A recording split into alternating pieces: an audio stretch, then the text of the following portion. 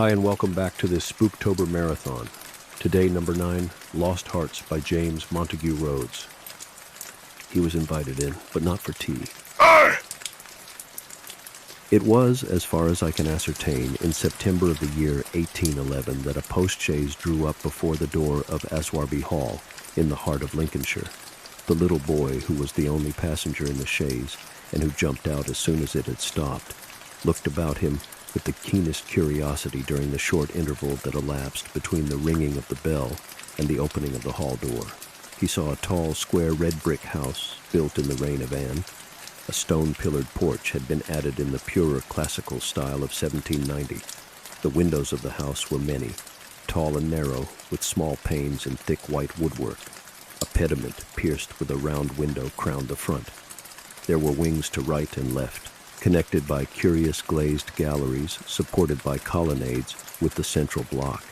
These wings plainly contained the stables and offices of the house. Each was surmounted by an ornamental cupola with a gilded vane. An evening light shone on the building, making the window panes glow like so many fires. Away from the hall in front stretched a flat park studded with oaks and fringed with firs, which stood out against the sky. The clock in the church tower, buried in trees on the edge of the park, only its golden weathercock catching the light, was striking 6, and the sound came gently beating down the wind. It was altogether a pleasant impression, though tinged with the sort of melancholy appropriate to an evening in early autumn that was conveyed to the mind of the boy who was standing in the porch waiting for the door to open to him. The post-chaise had brought him from Warwickshire, where some 6 months before he had been left an orphan. Now, owing to the generous offer of his elderly cousin, Mr. Abney, he had come to live at Aswarby. The offer was unexpected, because all who knew anything of Mr. Abney looked upon him as a somewhat austere recluse, into whose steady-going household the advent of a small boy would import a new and, it seemed, incongruous element. The truth is that very little was known of Mr. Abney's pursuits or temper. The professor of Greek at Cambridge had been heard to say that no one knew more of the religious beliefs of the later pagans than did the owner of Aswarby. Certainly his library contained all the then available books bearing on the mysteries, the Orphic poems, the worship of Mithras, and the Neo-Platonists. In the marble-paved hall stood a fine group of Mithras slaying a bull, which had been imported from the Levant at great expense by the owner.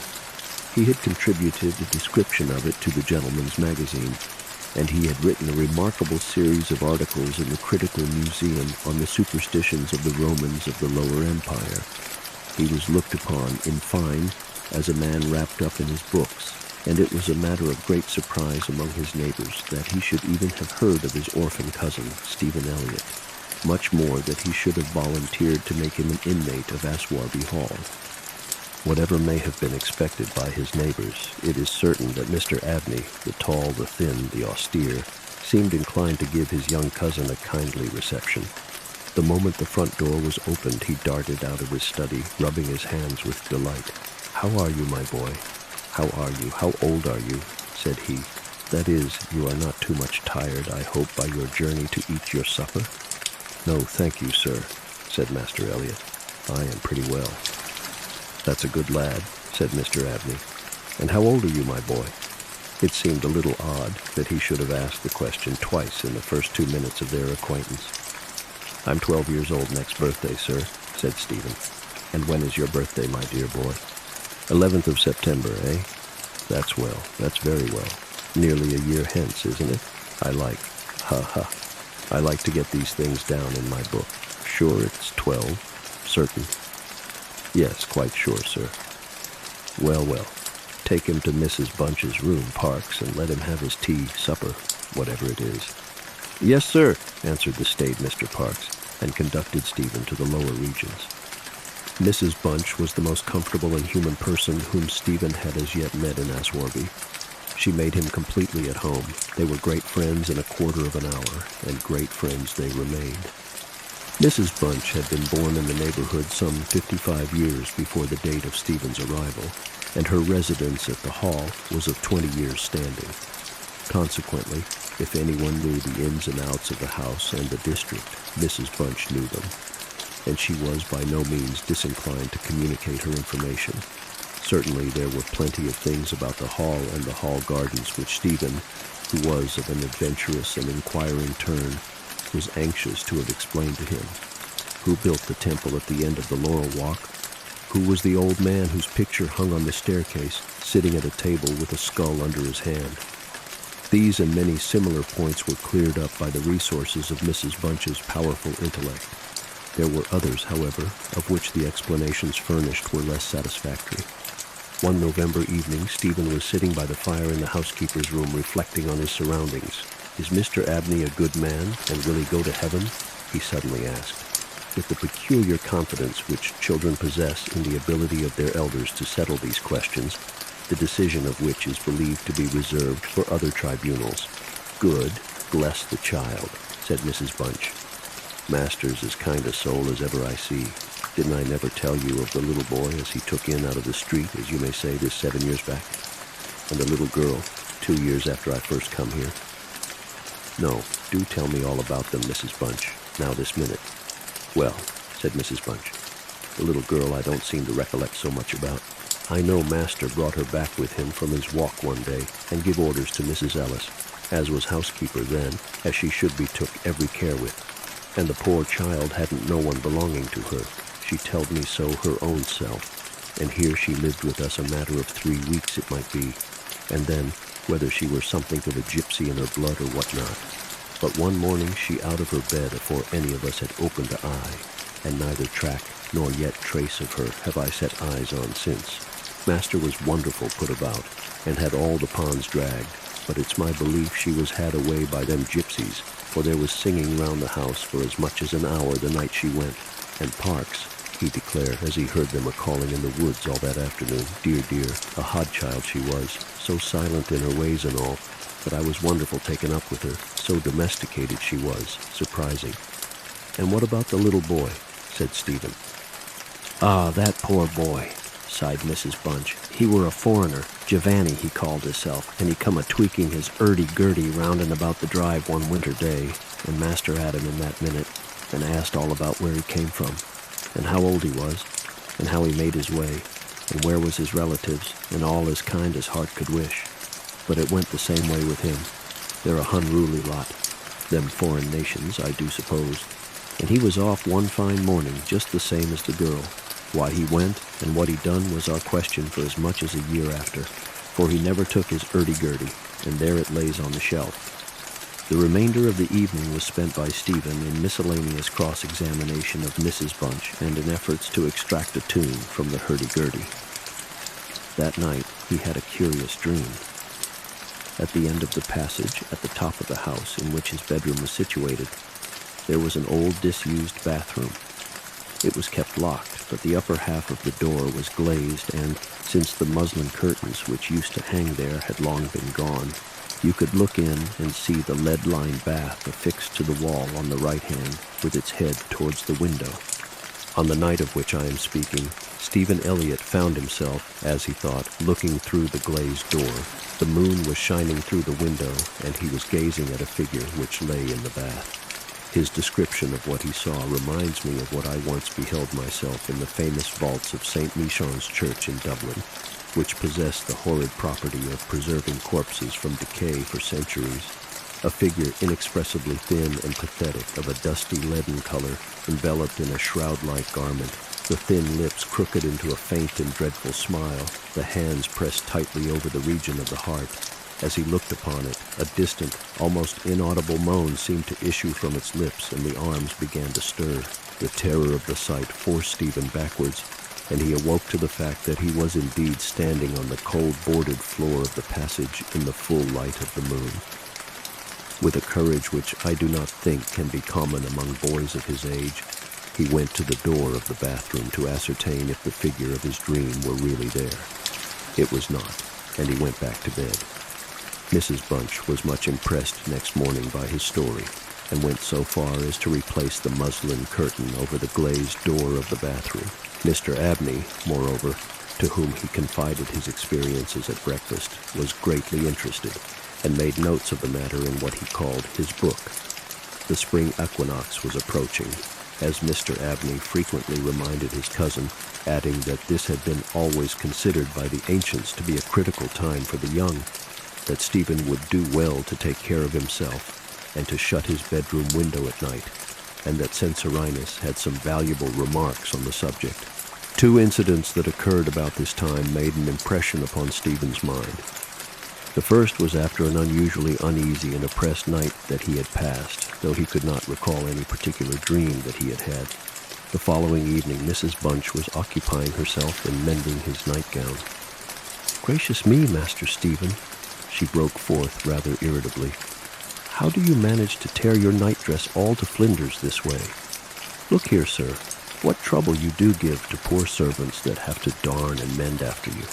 There was indeed a most destructive and apparently wanton series of slits or scorings in the garment, which would undoubtedly require a skillful needle to make good. They were confined to the left side of the chest, long parallel slits, about 6 inches in length, some of them not quite piercing the texture of the linen. Stephen could only express his entire ignorance of their origin. He was sure they were not there the night before. "But," he said, "Mrs. Bunch, they are just the same as the scratches on the outside of my bedroom door, and I'm sure I never had anything to do with making them." Mrs. Bunch gazed at him open-mouthed, then snatched up a candle, departed hastily from the room, and was heard making her way upstairs. In a few minutes she came down. "Well," she said, "Master Stephen, it's a funny thing to me how them marks and scratches can have come there, too high up for any cat or dog to have made 'em, much less a rat. For all the world like a Chinaman's fingernails, as my uncle in the tea trade used to tell us of when we was girls together. I wouldn't say nothing to Master, not if I was you, Master Stephen, my dear, and just turn the key of the door when you go to your bed." "I always do, Mrs. Bunch, as soon as I've said my prayers." "Ah, that's a good child. Always say your prayers, and then no one can't hurt you." Herewith, Mrs. Bunch addressed herself to mending the injured nightgown, with intervals of meditation, until bedtime. This was on a Friday night in March, 1812. On the following evening, the usual duet of Stephen and Mrs. Bunch was augmented by the sudden arrival of Mr. Parks, the butler, who as a rule kept himself rather to himself in his own pantry. He did not see that Stephen was there. He was, moreover, flustered and less slow of speech than was his wont. "Master may get up his own wine if he likes of an evening," was his first remark. "Either I do it in the daytime or not at all, Mrs. Bunch. I don't know what it may be. Very like it's the rats or the wind got into the cellars, but I'm not so young as I was, and I can't go through with it as I have done." "Well, Mr. Parks, you know it is a surprising place for the rats, is the hall." "I'm not denying that, Mrs. Bunch.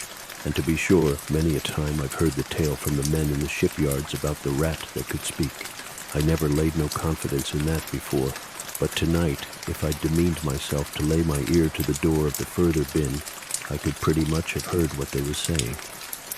"Oh, there, Mr. Parks, I've no patience with your fancies. Rats talking in the wine cellar, indeed." "Well, Mrs. Bunch, I've no wish to argue with you. All I say is, if you choose to go to the far bin and lay your ear to the door, you may prove my words this minute." "What nonsense you do talk, Mr. Parks. Not fit for children to listen to. Why, you'll be frightening Master Stephen there out of his wits." "What, Master Stephen?" said Parks, awaking to the consciousness of the boy's presence. "Master Stephen knows well enough when I'm a-playing a joke with you, Mrs. Bunch." In fact, Master Stephen knew much too well to suppose that Mr. Parks had in the first instance intended a joke. He was interested, not altogether pleasantly, in the situation, but all his questions were unsuccessful in inducing the butler to give any more detailed account of his experiences in the wine cellar. We have now arrived at March 24th, 1812. It was a day of curious experiences for Stephen, a windy, noisy day which filled the house and the gardens with a restless impression. As Stephen stood by the fence of the grounds and looked out into the park, he felt as if an endless procession of unseen people were sweeping past him on the wind, borne on resistlessly and aimlessly, vainly striving to stop themselves, to catch at something that might arrest their flight and bring them once again into contact with the living world of which they had formed a part. After luncheon that day, Mr. Abney said, "Stephen, my boy, do you think you could manage to come to me tonight as late as 11 o'clock in my study? I shall be busy until that time, and I wish to show you something connected with your future life, which it is most important that you should know. You are not to mention this matter to Mrs. Bunch, nor to anyone else in the house, and you had better go to your room at the usual time." Here was a new excitement added to life. Stephen eagerly grasped at the opportunity of sitting up till 11 o'clock. He looked in at the library door on his way upstairs that evening and saw a brazier, which he had often noticed in the corner of the room, moved out before the fire. An old silver gilt cup stood on the table filled with red wine, and some written sheets of paper lay near it. Mr. Abney was sprinkling some incense on the brazier from a round silver box as Stephen passed, but did not seem to notice his step. The wind had fallen, and there was a still night and a full moon.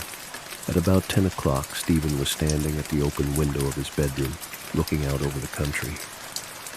Still as the night was, the mysterious population of the distant moonlit woods was not yet lulled to rest. From time to time, strange cries as of lost and despairing wanderers sounded from across the mere. They might be the notes of owls or water birds, yet they did not quite resemble either sound. Were not they coming nearer? Now they sounded from the nearer side of the water, and in a few moments they seemed to be floating about among the shrubberies. Then they ceased, but just as Stephen was thinking of shutting the window and resuming his reading of Robinson Crusoe, he caught sight of two figures standing on the graveled terrace that ran along the garden side of the hall. The figures of a boy and girl, as it seemed. They stood side by side, looking up at the windows. Something in the form of the girl recalled irresistibly his dream of the figure in the bath. The boy inspired him with more acute fear. Whilst the girl stood still, half smiling, with her hands clasped over her heart, the boy, a thin shape, with black hair and ragged clothing, raised his arms in the air with an appearance of menace and of unappeasable hunger and longing.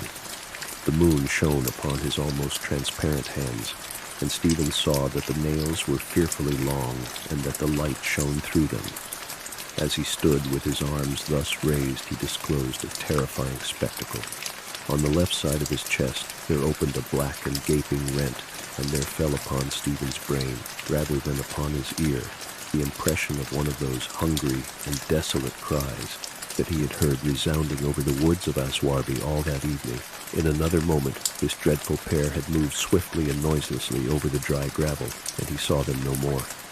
Inexpressibly frightened as he was, he determined to take his candle and go down to Mr. Abney's study, for the hour appointed for their meeting was near at hand. The study or library opened out of the front hall on one side, and Stephen, urged on by his terrors, did not take long in getting there. To effect an entrance was not so easy.